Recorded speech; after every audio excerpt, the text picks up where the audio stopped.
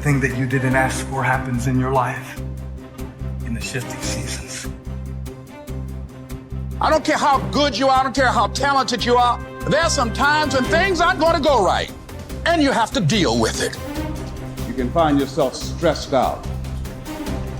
You can find yourself depressed, mentally fragile because of the experiences, the turbulence that you have gone through. You can experience enough pain in life that it can clobber you to the ground, and you believe you can't do it. You believe that this is it for you. No, it's not. What if you told people the story of, hey, I had a fucked up life, but I don't want to tell you that. I'm going to tell you what I'm going to do next, and I'm going to go out and do it. That is what self-development is about. That is what peak performance is about. That is what breaking through self-limiting beliefs is about, is rewriting the story. Because as long as you have breath in your lungs, as long as your heart is beating, as long as you have consciousness in your mind, you can go and rewrite the story of how your life ends. Setbacks will happen. When they do, it's okay to cry, but eventually you have to get over it and move on. It is good to be uncomfortable. I've never met anybody who was terribly creative or gifted or strong in leadership who was also comfortable. It's always those people who say, is there not a cause? Those exceptional people who are uncomfortable with the times and rise to the challenge because they refuse to allow the chaos around them to determine the conqueror within them. People who resist the toll to go down and stand fiercely in spite of opposition and say, I'm going to do it anyway. Forget all your problems. Everyone has the same problems. It's our solutions to those problems that make us different. Do you have the courage to get what you want? It takes courage to achieve your goals, man. It's easy to give up. It's easy to look at these people and make excuses as to why they can do what you can't. You have everything you need to achieve anything. Our great problem is not that we feel that we are powerless, but that deep down inside we feel that we are powerful beyond measure. It's an incredible thought. It's almost a scary thought, isn't it? But it's also true, because the powers that you have are extraordinary. Have faith like a child. Adults are too skeptical. You may not be able to do all you find out. You may not be able to do all you find out, but you should find out all you can do. See, you don't want to wind up at the end of your life and discover that you've lived only 1/10 of it. And the other 9/10 went down the drain. Be curious. Get excited like a child over your ability to make yourself do anything for change. The law of use. And it goes something like this. Whatever you don't use, you lose. Lack of use causes loss. You lose automatically when you quit. The same thing goes for all the human virtues. Ambition, unused, declines. Strong feelings, unused, diminish. It doesn't grow. Faith, unused, decreases. It's a law. Today unused is lost. A talent unused is lost. An ability unused is lost. So here's one of the key expressions of the evening. Take a new inventory of yourself. Starting tomorrow, new project. Take a new inventory and make sure that all of your talent and ability and mentality and ingenuity and vitality and strong feelings, faith, courage, make sure that all you've got's being used. Otherwise, you lose. Repetition, repetition, repetition. Go over it. And if you repeat it, go over it, sure enough, someday, some mysterious day, the idea takes root, starts to grow, and shows up in your personality and your lifestyle. I don't care where you come from.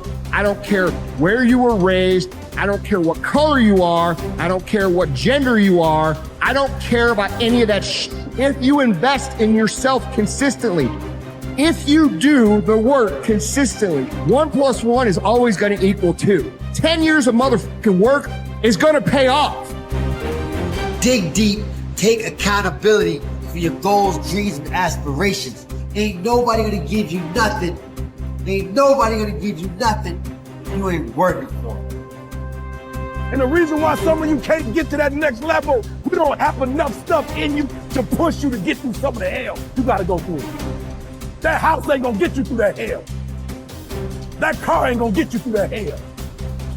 You only go to another level when you're on this level and you eating out of trash cans and you say, enough is enough. I'll do whatever it takes. Do you, be you, for you. Right.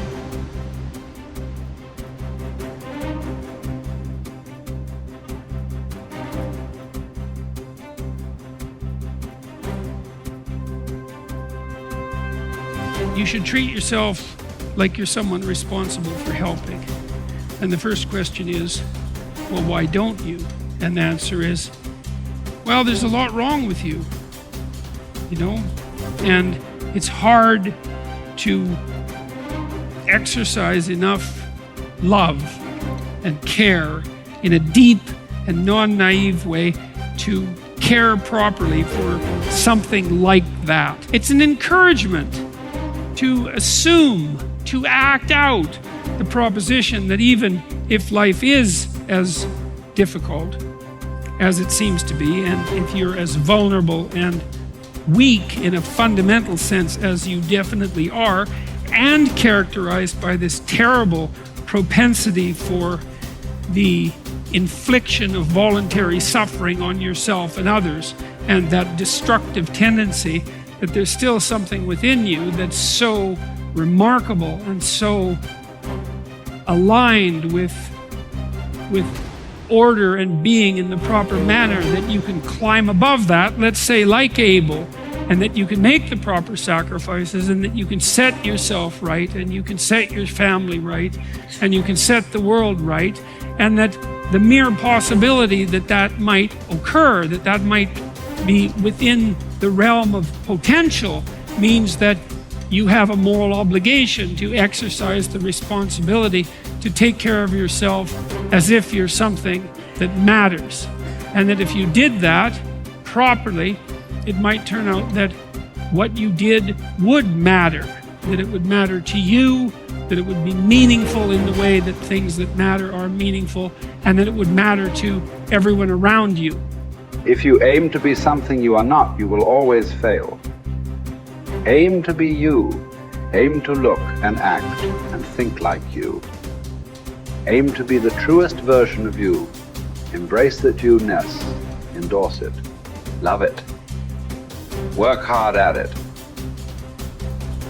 And don't give a second thought when people mock it or ridicule it. Most gossip is envy in disguise. I believe that what we become depends on what our fathers teach us at odd moments, when they aren't trying to teach us. We are formed by little scraps of wisdom.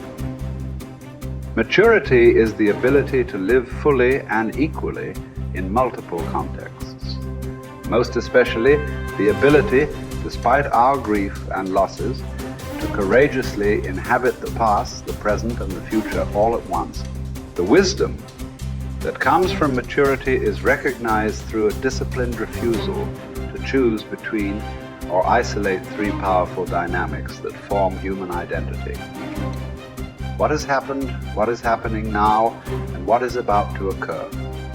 Immaturity is shown by making false choices. Living only in the past, or only in the present, or only in the future, or even living only 2 out of the 3.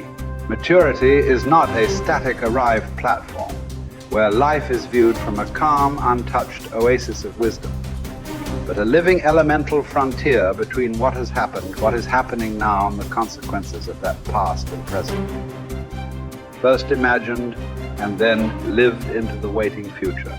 Maturity calls us to risk ourselves as much as immaturity, but for a bigger picture, a larger horizon, for a powerfully generous outward incarnation of our inward qualities, and not for gains that make us smaller, even in the winning. People say that what we're all seeking is a meaningful life. I don't think that's what we're really seeking. I think that what we're seeking is an experience of being alive, so that our life experiences on the purely physical plane will have resonances with our own innermost being and reality, so that we actually feel the rapture of being alive. Believe me, there is no such thing as great suffering, great regret, great memory. Everything is forgotten, even a great love. That's what's sad about life, and also what's wonderful about it.